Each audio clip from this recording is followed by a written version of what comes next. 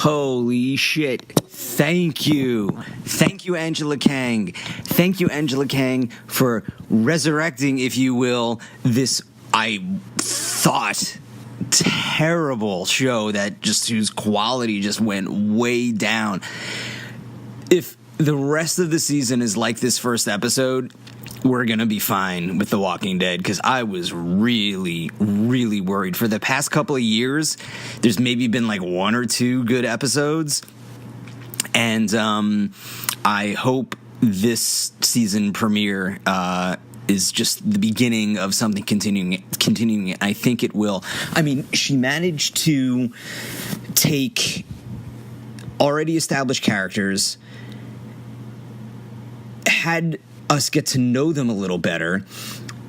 The writing actually made sense. I mean, the acting has always been good. You know, if great actors have shitty writing, they're not going to look good, but they have good writing and they're great actors, so it becomes great.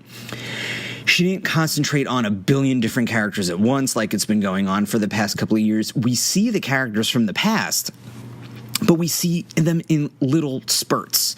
And you develop these characters by giving them a little bit of screen time, and then when we get to know them, you can increase it. But it concentrated on the main characters who we've all grown to love. So we got Rick, we got Michonne, we got Daryl, we got Maggie, and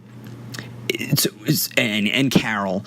So concentrating on them, which this episode did, was just so well done. The conflict between the different camps, the different towns, the whatever you call it, is very real, and it pulls from what's going on now, you know, trying to figure out how people are going to get along. You see the tension in that. I do wish Gregory was alive for a little bit longer, because he was such a terrible, just the way he was written was so bad, because he was such a mustache twirler.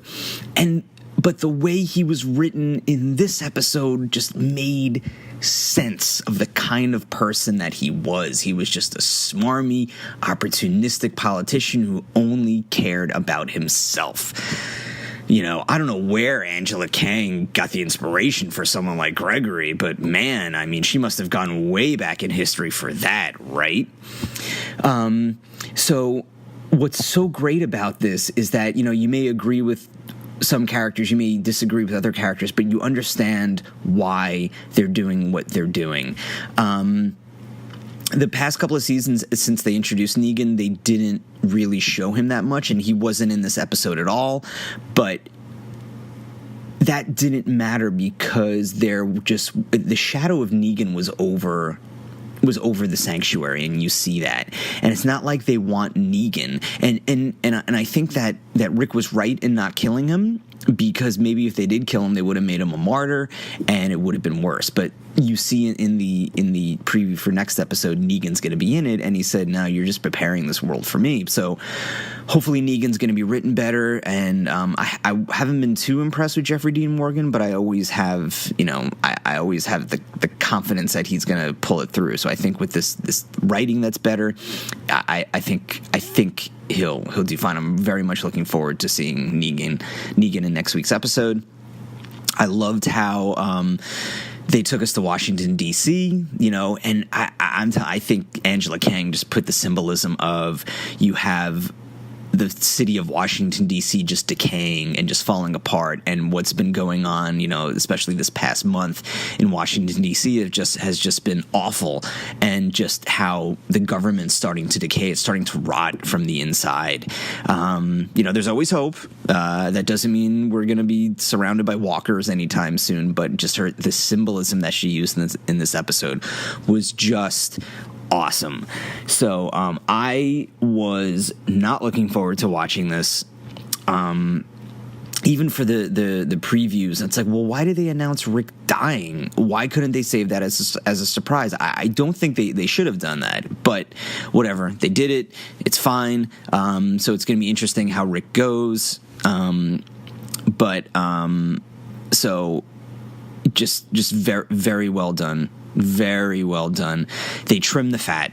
They got the meat, and I don't even eat that much meat, but they got the meat out there. They got the protein, bro. And, they trim the fat of the episode there. It's focused. The characters are dynamic. The acting is good. So, good job. Good job all around, and especially for Ms. Kang.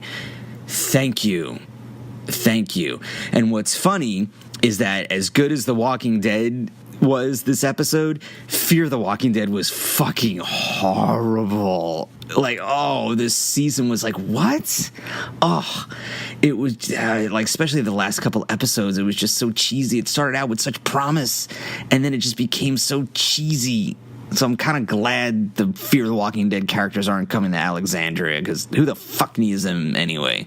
But listen, there's always hope for Fear the Walking Dead 2. I thought Walking Dead was dead, but it seems very much alive. So I'm glad to be alive as well, and I'm glad you're alive to listen to this.